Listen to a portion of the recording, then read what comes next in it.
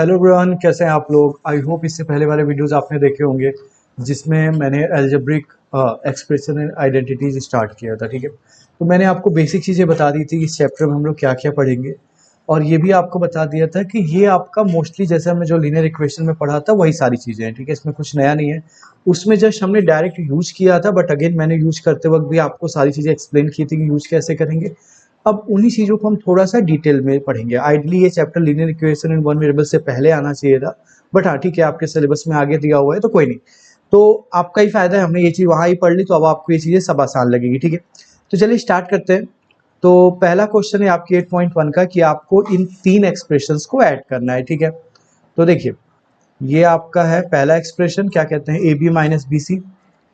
Then आपका दूसरा expression है B C minus C A, and तीसरा एक्सप्रेशन है C A minus A B. ठीक है, तो ये आपके तीन एक्सप्रेशंस दिए हुए हैं। ठीक है, अब एक चीज ध्यान से समझना। मान लो जैसे आप लोगों ने पहले देखा होगा, पहले की जो शादी के कार्ड्स आते थे तो उसमें क्या होता था, आपके फादर का नाम लिखा रहता था उस पर, राइट। और जैसे जो लोग थोड़ा सा गांव वगैरह को बिलोंग करते होंगे तो वहाँ पे वो लोग कभी, या अभी भी शहरों में भी होता है कि अगर वो जैसे दो तरीके के इनविटेशन आते हैं। एक आता है कि मतलब सिर्फ जो मेन है, हेड ऑफ द फैमिली या आपके फादर या जिनके फ्रेंड का है वो उनको इनवाइट करते हैं। दूसरा होता है कि वो लोग क्या करते हैं, पूरी फैमिली को इनवाइट करते हैं। तो पहले क्या होता था, जब पूरी फैमिली को इनवाइट किया जाता था तो हिंदी में यहाँ पे सपरिवार लिख देते थे वो लोग, आप लोगों ने शायद देखा होगा, राइट। तो इट मीन्स ये जो इनविटेशन कार्ड है वो सिर्फ उनके लिए नहीं है जिनका नाम लिखा हुआ है, साथ में पूरी फैमिली को भी जाना है। ठीक है, या फिर ऐसे समझ लो कि मान लो आप लोगों का कोई फ्रेंड सर्कल था, उसमें मान लो क्या किया, क्या कोई बाहर के दूसरे फ्रेंड सर्कल का किसी ने आके एक पर्टिकुलर आपके फ्रेंड को इनवाइट किया, तो अब वो आप लोगों को भी लेके उस पार्टी में जा रहा है, तो आप लोग जाओगे नहीं जाओगे, कहोगे भाई हम लोग भी वहीं थे, हम लोगों को तो बोला नहीं, सिर्फ तुम्हें बोला तो तुम जाओ, राइट। तो ऐसे ही यहाँ पे भी आपको थोड़ा ध्यान रखना पड़ेगा कि देखो इन तीनों को ऐड करना है, राइट। तो मान लो पहले वाले को तो मैंने एज इट इज लिख लिया कि ठीक है भाई लिख लिया, अब ऐड करने जा रहे हैं। तो अगर मैं इसको डायरेक्ट लिख दूं बी सी माइनस सी है, ठीक है, तो ये इसका मतलब ये हुआ कि बी सी इसमें ऐड हो रहा है और सारी चीजें ऐड नहीं हो रही हैं। ठीक है, मतलब एक से ज्यादा टर्म्स थे ना उसमें, तो जब मल्टीपल चीजों को आपको लिखना होता है तो आप ब्रैकेट लगा लो। ठीक है, मतलब जैसे सिमिलरली अगेन जो आप ऐड करने इसमें जा रहे हो वो एक से ज्यादा टर्म्स है उसमें, तो वो पूरा ब्रैकेट के साथ लिखो। ठीक है, तो ये थोड़ा सा ध्यान रखना कि ब्रैकेट मतलब डिनोट कर रहा है कि ये पूरा का पूरा इसके साथ प्लस हो रहा है, ये पूरा का पूरा इसके साथ प्लस हो रहा है, सिर्फ सी ए प्लस नहीं हो रहा है, समझ रहे हो। तो ये होता है डिफरेंस। ठीक है, अभी इससे फर्क आपको प्लस के केस में कोई फर्क नहीं दिखेगा, बट माइनस के केस में आपको ब्रैकेट की वजह से आंसर में फर्क आएगा। अगर जो लोग बिना ब्रैकेट लगाए लिख देंगे उनका आंसर गलत हो जाएगा। ठीक है, तो इसलिए मैं आपको एक ही प्रैक्टिस सिखा रहा हूँ कि प्लस माइनस के अलग अलग नहीं बता रहा हूँ। आप बस ये ध्यान रखो कि जब भी प्लस या माइनस या मल्टीप्लाई या कुछ भी कर रहे हो लाइफ में, अगर वो चीज एक से ज्यादा उसमें टर्म्स, वो मोनोमियल नहीं है, बाइनोमियल, ट्राइनोमियल या पॉलिनोमियल है, तो हमेशा ब्रैकेट का यूज करो। ठीक है, अब ब्रैकेट ओपन करते हैं। सबसे पहला काम, वुड मास आप लोगों ने पढ़ा होगा ना, ये अगर एक साथ बहुत सी चीजें आ जाती हैं, प्लस माइनस मल्टीप्लाई डिवाइड, तो सबसे पहले क्या करते हैं, तो ये एक रूल होता है। तो सबसे पहले ये कहता है ब्रैकेट ऑफ, मतलब ब्रैकेट हटाओ। फिर कहता है कि डिवाइड करो, मल्टीप्लाई करो, एडिशन करो, सब्ट्रैक्शन करो। ठीक है, ये तो ब्रैकेट हमें हटाना है। तो यहाँ तो ब्रैकेट है नहीं, तो इसको तो एज इट इज लिख लें हम, A B minus B C plus, यहाँ ब्रैकेट है तो देखो ब्रैकेट के बाहर, ये बहुत इंपॉर्टेंट है, लाइन लाइन ध्यान से समझना। अगर ब्रैकेट के बाहर प्लस साइन है तो जब ब्रैकेट हटाते हैं तो अंदर सबकी साइन एज इट इज रहती है। ठीक है, तो ये साइन पहले से मत लगा देना, ये प्लस वाली। ठीक है, ये जब हटाते हैं तब लगाते हैं। ठीक है, तो मान लो बीसी के पहले कुछ नहीं है तो क्या है, प्लस है, तो प्लस बीसी। ठीक है, तो मैंने बोला अंदर की साइन एज इट इज रहती है अगर ब्रैकेट के बाहर प्लस होता है। ठीक है, सी ए के पहले माइनस है तो माइनस सी है, फिर प्लस, फिर आपका क्या है, देखो फिर अंदर भी ब्रैकेट हटेगा तो फिर ये इसके, देखो ये प्लस, ये वाला प्लस नहीं है जो आपको लग रहा होगा कि मैंने ये लगा दी, ये प्लस नहीं है, ये सी ए के पहले वाला प्लस। अगर यहाँ पे माइनस होता तो अंदर सी ए पे डिपेंड करता क्या है। ठीक है, तो अगर प्लस होता है तो एज इट इज साइन होती है, माइनस होता है तो साइन बदल जाती है, अभी हम देखेंगे वो भी। तो सी ए के आगे प्लस सी ए आ जाएगा, माइनस ए भी आ जाएगा। क्लियर, इतना काम तो हो गया। इसके बाद प्लस माइनस का आपको एक ही रूल मैंने बताया कि एक जैसे वाले ही प्लस या माइनस होते हैं। अब एक जैसे वाले क्या हुआ, या तो विदाउट वेरिएबल या तो same variable with same power. ठीक है, तो विदाउट वेरिएबल वाले तो है नहीं, तो same variable with same power वालों को जोड़ लेते। देखो यहाँ से स्टार्ट करो, ए बी, उसको अंडरलाइन कर लो कि ए बी मिल गया। अब देखो कहीं और कोई ए बी है, हाँ ये भी ए बी है, तो ये दोनों को आप चाहो तो पहले एक साथ लिख लो, ए बी लिख लिया, वो साइन के साथ लिखना माइनस ए बी, ठीक है। फिर नेक्स्ट क्या होता रहा, माइनस बी सी। अब देखो इसके जैसा कोई और है, हाँ ये भी है, प्लस बी सी लिख लिया हमने। नेक्स्ट क्या होता रहा, माइनस सी है, सॉरी सी ए, उसके जैसा कोई और है, प्लस सी ए लिख लिया, ठीक है। अंडरलाइन कर दिया करो, क्योंकि बहुत सारे टर्म्स हो जाएंगे, तो अंडरलाइन करोगे तो थोड़ा पता चलेगा कौन कौन सा तुमने कंसीडर कर लिया या लिख लिया है, ठीक है।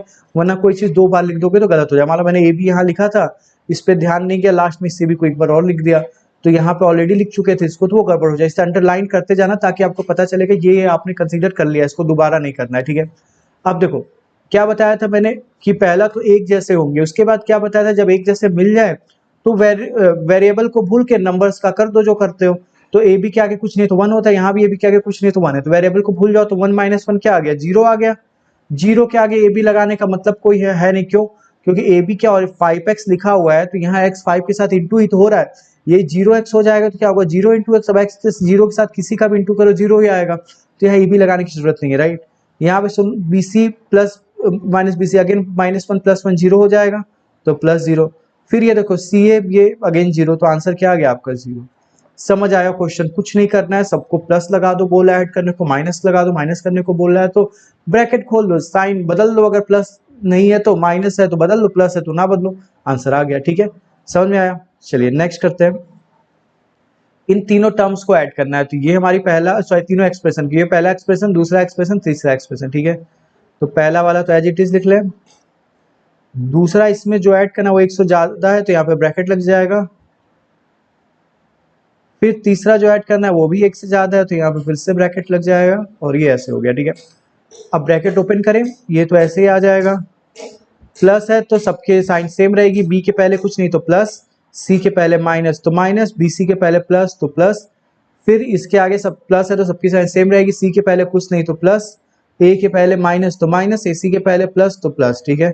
अब एक जैसे वालों को एक साथ लिख लो आप, या वहीं पे कैंसिल करो, मैं पहले अभी एक साथ लिख के दिखा देता हूँ।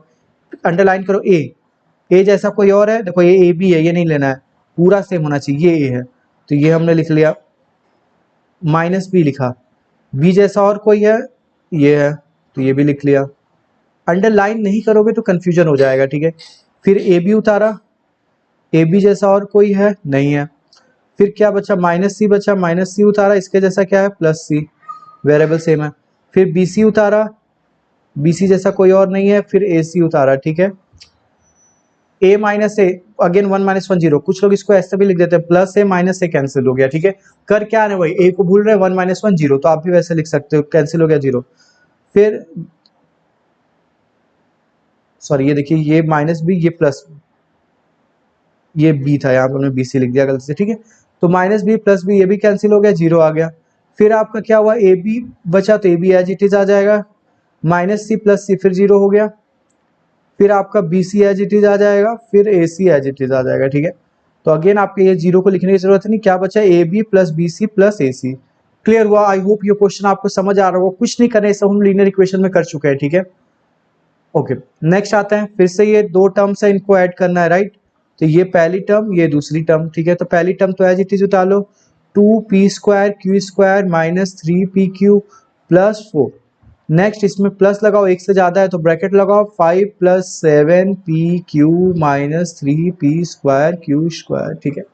ब्रैकेट खोल लो, ये तो ऐसे एज इट इज आ जाएगा, 2p² Q square minus 3pq plus 4, plus है तो सबकी साइन एज इट इज रहेगी, 5 के आगे कुछ नहीं तो प्लस 5, 7pq के आगे प्लस है तो 7pq minus 3p² Q square के आगे माइनस है तो माइनस है, ठीक है। ये देखो 2p², ये p² क्यू स्क्वायर दोनों एक जैसे हैं, ऐड हो जाएंगे। तो आप इनको चाहो तो साथ साथ लिखो या यहीं पे सॉल्व कर लो, अंडरलाइन कर लो, दोनों को कंसीडर कर ले। 2 माइनस 3 क्या आता है, -1 आता है, उसके आगे p² क्यू स्क्वायर लगा दो, -1 लिखते नहीं है तो 1 हटा भी सकते हो, तो माइनस p² क्यू स्क्वायर लिख दो।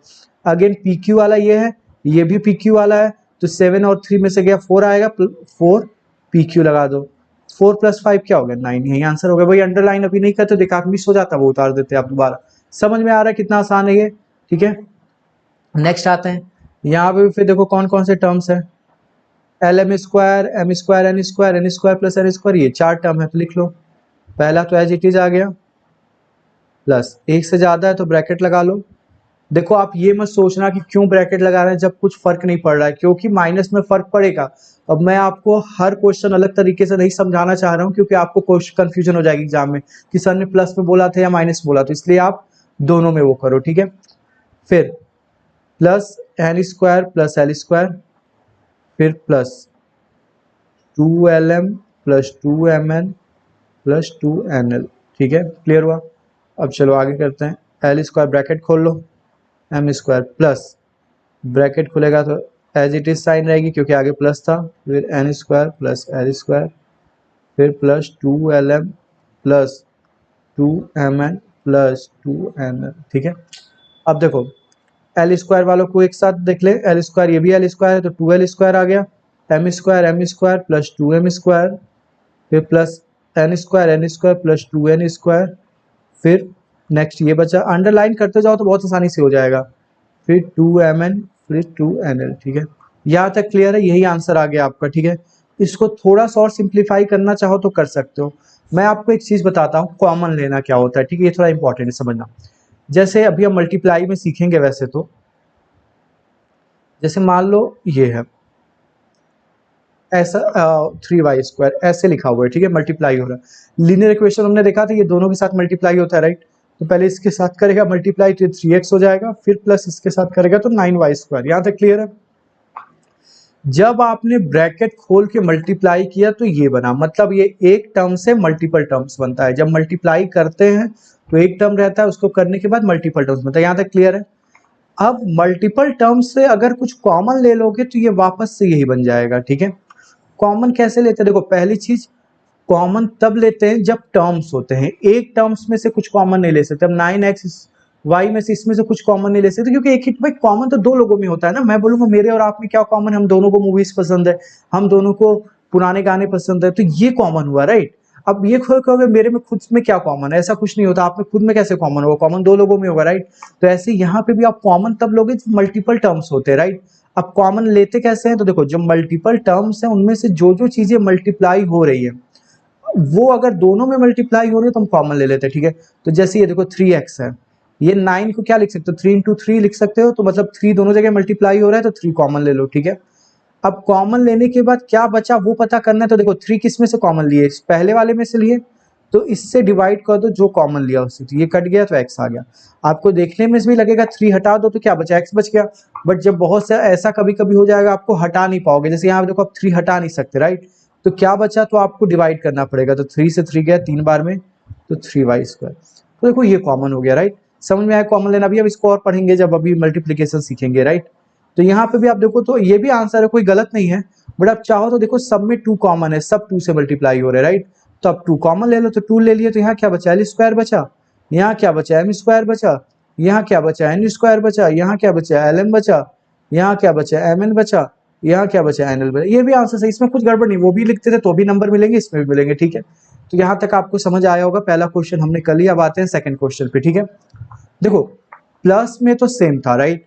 अगर 5 + 7 लिखो तो भी 12 आएगा, या उल्टा कर दो 7 + 5 कर दो तो भी 12 आएगा। यहाँ तक समझ में आ रहा है।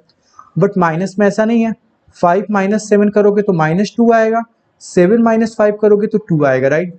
तो माइनस में कौन पहले आएगा कौन माइनस के बाद आएगा वो इंपॉर्टेंट होता है, क्योंकि उसके बिना आंसर गलत हो जाएगा, राइट।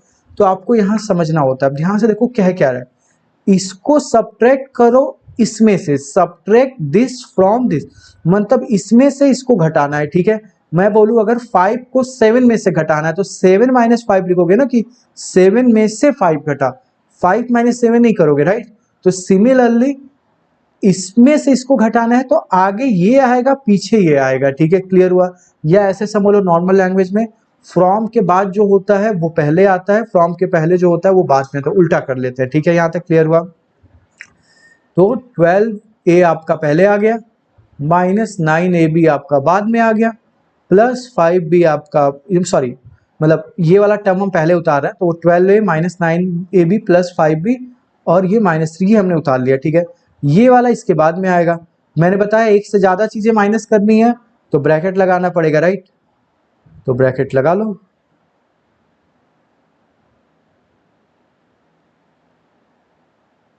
क्लियर हुआ। अब ब्रैकेट हटाना पड़ेगा, ये तो एज इट इज आ जाएगा क्योंकि यहाँ कोई ब्रैकेट नहीं है।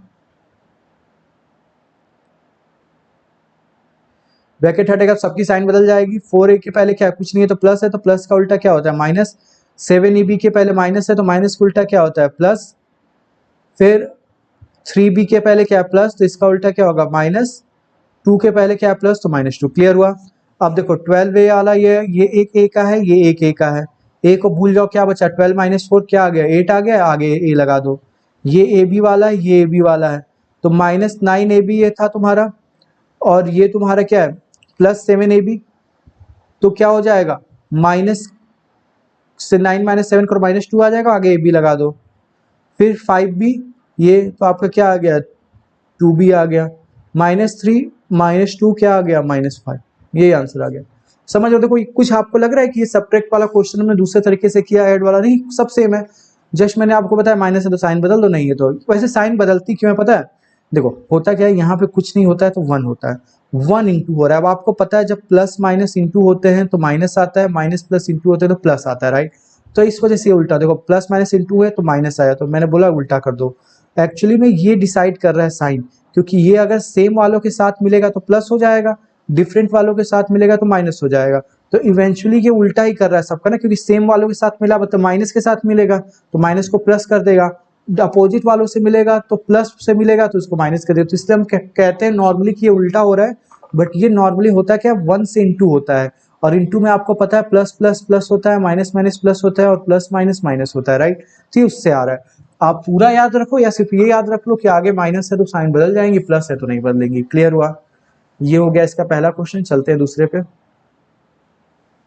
फिर फ्रॉम के बाद वाला पहले आ जाएगा तो लिख लो 5xy - 2yz - 2zx plus 10xyz। ठीक है, माइनस लगाओ, एक से ज्यादा है तो ब्रैकेट लगाओ 3xy प्लस 5yz -7zx। ठीक है, ब्रैकेट हटेगा तो साइन सबकी बदलेगी, ये ऐसे रहेगा -2yz, ये भी ऐसे रहेगा -2zx, ये भी ऐसे रहेगा, फिर प्लस 10xyz, ये भी ऐसे रहेगा, फिर माइनस, ये हो गया प्लस था इसके आगे तो माइनस का 3xy प्लस 5yz था तो ये हो गया तुम्हारा -5yz, ये -7zx था तो ये +7zx हो गया। ठीक है, अब देखो xy का ये है और कोई है xy वाला ये है, तो 5 - 3 क्या आ गया 2xy आ गया। ठीक है, yz वाला ये है और कोई है yz वाला ये है, तो दोनों माइनस के हैं तो -7yz आ गया। ठीक है, ये देखो zx वाला है और कोई zx वाला ये भी है, तो ये 7 - 5 करोगे +5zx आ गया। इसको अंडरलाइन हमने नहीं किया, कर दो। हाँ देखो, इसलिए अंडरलाइन करना अगर भूल जाओगे तो 2 बार हो जाएगा +10xyz, क्योंकि कोई और नहीं है। समझ आया क्वेश्चन, ये भी समझ आया होगा आपको, कुछ नया नहीं कर रहा है। ठीक है, चलिए लास्ट पे आते हैं। फ्रॉम के बाद वाला पहले आएगा तो लिखो 18 - 3p -11q plus 5pq -2p। देखो ये सब ध्यान से उतारना, कुछ भी गड़बड़ हुआ तरीका आपको पता है, सब समझ में आता है, बट जब एग्जाम में कुछ गलती उतारने में करने से हो जाती है तो बहुत दुख होता है कि हमको सब आ रहा था, जस्ट नंबर गलत उतार लिए होते। इसलिए थोड़ा सा इस पे आप कंसंट्रेशन के साथ नंबर उतारना। ठीक है,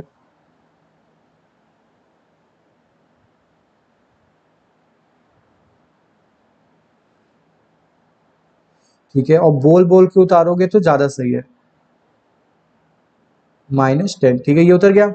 अब सबकी साइन बदल जाएगी, तो ये वाले तो ऐसे ही रहेंगे, इनको लिख लो 18 - 3p -11q plus 5pq -2pq square plus 5p square Q minus, ये देखो साइन बदल जाएगा तो -5p स्क्वायर क्यू, फिर +3pq, फिर हो जाएगा -5pq स्क्वायर, फिर हो जाएगा +8p, फिर हो जाएगा -7q, फिर हो जाएगा +10। ठीक है, तो 18 बिना वेरिएबल, ये भी बिना वेरिएबल, क्या हो जाएंगे ये 28 हो जाएगा, फिर ये -3p, और ये आपका आ गया +8p, तो ये हो गया आपका 5p, ये -11q ये हो गया आपका, और q वाला कोई दिख रहा है ये हो गया, तो दोनों माइनस के हैं तो ये 18q हो गया।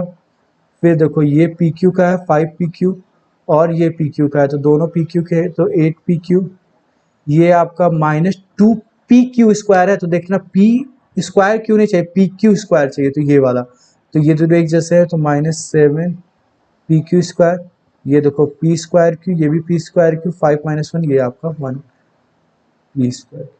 ठीक है, यही आपका आंसर आ गया। समझ में आ रहा है? तो ये एक्सरसाइज आई होप आपको समझ आई होगी। नेक्स्ट पे मल्टीप्लाई समझेंगे कैसे करते हैं, आपको ऑलरेडी मैंने लीनियर इक्वेशन में समझा रखा है, फिर से एक बार समझाऊंगा।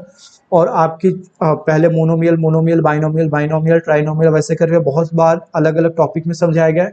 मैं अगेन आपको एक ही तरीके से बताऊंगा कि सारे आप मल्टीप्लाई कर लो। ठीक है, तो बिल्कुल इतना ही, मिलते हैं नेक्स्ट वीडियो में। Thank you.